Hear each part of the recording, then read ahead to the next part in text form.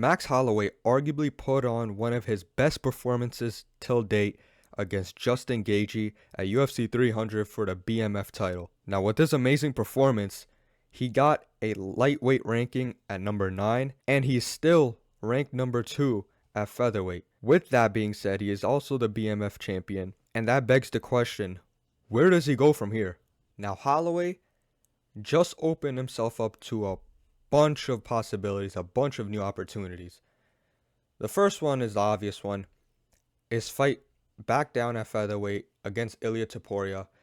Because honestly, who else is there in the featherweight division to challenge Topuria? I know there's Movsar Evolive or whatever his name is, Evolution.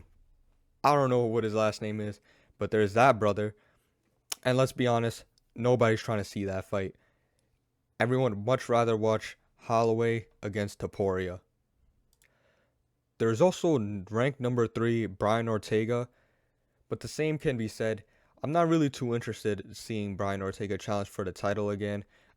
What they should honestly do is have Movsar fight Ortega, and then from them two, they get the next title shot after Holloway.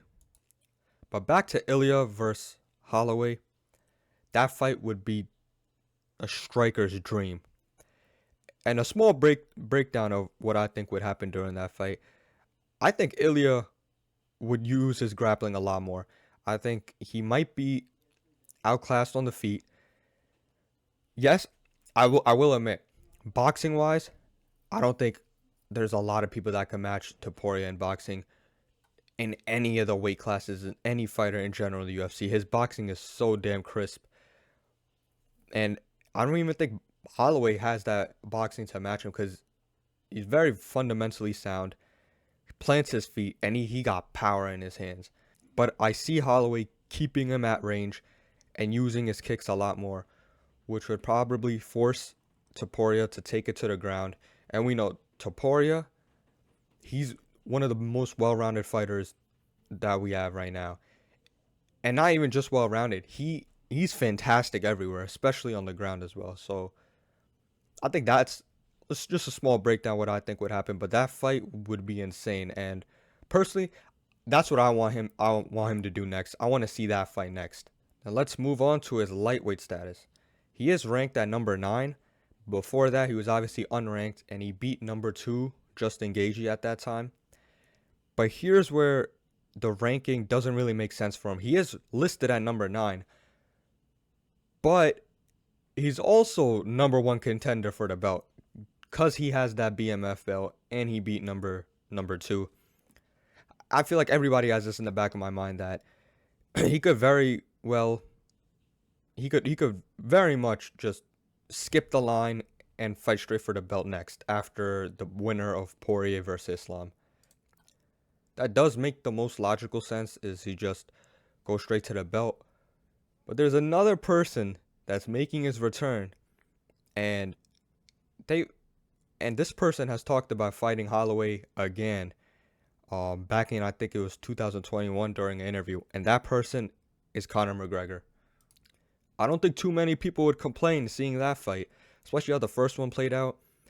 Somehow, McGregor turned into a grappler during their first outing, got the unanimous decision win over Holloway, and Holloway at the time, I believe, was either 20 years old or 21 years old. He was extremely young, just getting, and not even into the UFC, just getting into MMA in general. He's very young at the time.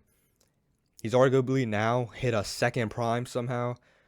McGregor, I know, is a little over the hill, but depending on how his matchup goes against Chandler, then we'll really get a sense of where he's at in his career in terms of his prime and all, because he is technically still young. Now, actually, I wouldn't say young, but technically he's still in the prime age, which is he's 35.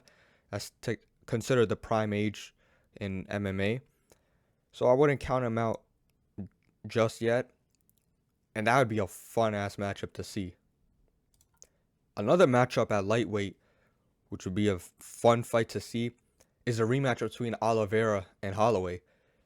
In their first fight, Oliveira ended up injuring his esophagus, which led to a TKO victory for Holloway. Why not? Let's pair them back up. And Oliveira, is a definition of a BMF as well. So it's a fitting fight for the belt, the BMF belt, that is, if that's the route the UFC wants to go on. The only other scenario I could see happening is they can make Arman versus Holloway for a title eliminator. That technically would make the most sense if Holloway chooses to stay at lightweight and pursue that belt. That does make the most sense out of it. But I don't think that's gonna draw too many eyes. Holloway versus Arman, and I'm pretty sure Arman is kind of promised the next title shot after the Poirier versus Islam fight.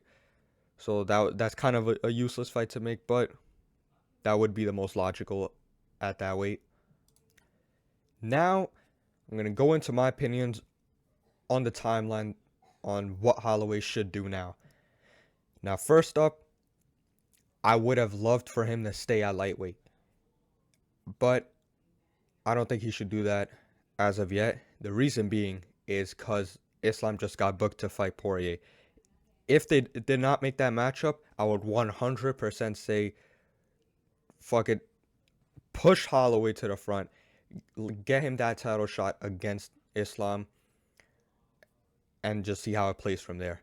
But since that's not the case, the best option, in my opinion, for Holloway, go back down to featherweight, try to get your belt back, try to regain the throne at featherweight against Ilia Topuria. Because I know that they're trying to make a Spain card for Topuria. They're trying to do a stadium show. I'm almost positive, I guarantee it, that fight would sell. I know they're not, Holloway isn't too big on trash talking. So Topuria low-key is a trash talker. The American fan base, we just can't understand him, obviously. But that the fight sells itself. The skill for skill, like I said, the fight sells itself. Pairing that up with just the excitement over the BMF belt, it would easily sell. So that's the first thing. But I also could see the UFC granting Volkanovski a rematch against Topuria. And if that is what ends up happening, I say that Holloway should wait. He should still wait and stay at featherweight, or I should say go back down to featherweight and still pursue that belt. Because even at lightweight, there's going to be a lot of politics and drama regarding McGregor, actually. Because if he does end up beating Chandler, even though the fight's at 170, I still see the UFC just shooting him a title shot against Islam. Because that fight would arguably be one of the biggest fights they can make as of now. Just the history between the two camps and all, I could definitely see them just pushing all the other lightweight contenders aside and pushing McGregor. And then I don't want Holloway to wait that long for a title shot at lightweight, so he should keep trying to pursue that title shot at featherweight. But anyways, guys, those are my thoughts of what Holloway should do from here.